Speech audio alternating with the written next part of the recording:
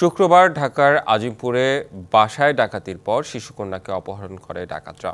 পরে শনিবার শিশুকে উদ্ধার করে এবং অপহরণকারীকে গ্রেপ্তার করা হয়। এই বিষয়ে কারওয়ান র্যাব মিডিয়া সেন্টারে ব্রিফিং চলছে, সরাসরি চলে যাচ্ছে সেখানে।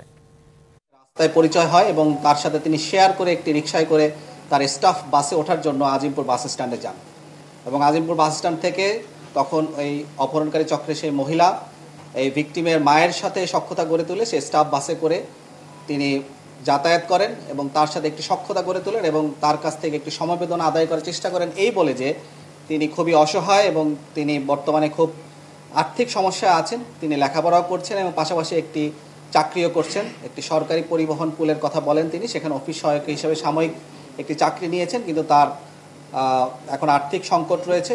তো এই কথা শুনে ভিকটিমের মা তার পাশে দাঁড়ানোর কথা বলেন এবং তিনি তার সাথে এর পরবর্তীতে বিভিন্ন সময় মোবাইলে কথোপকথন করেন এবং বিভিন্ন ধরনের তথ্য আদান প্রদান করেন। এর মাধ্যমে তাদের মাঝে একটি সম্পর্ক তৈরি হয়। এই সম্পর্কের ধারাবাহিকতায় গত সপ্তাহের বৃহস্পতিবারের বিকালবেলা মূলত এই যে অপহরণকারী চক্রের একজন সদস্য মহিলা, তার নাম হচ্ছে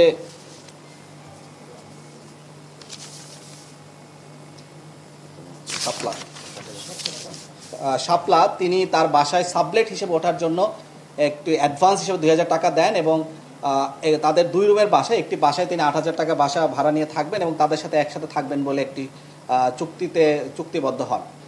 নগদের সর্বোচ্চ বার 167 টাকা রিচার্জে পাবেন 1 লাখ টাকা পুরস্কার। আরও আছে প্রতি সপ্তাহে পুরস্কার ও ক্যাশব্যাক।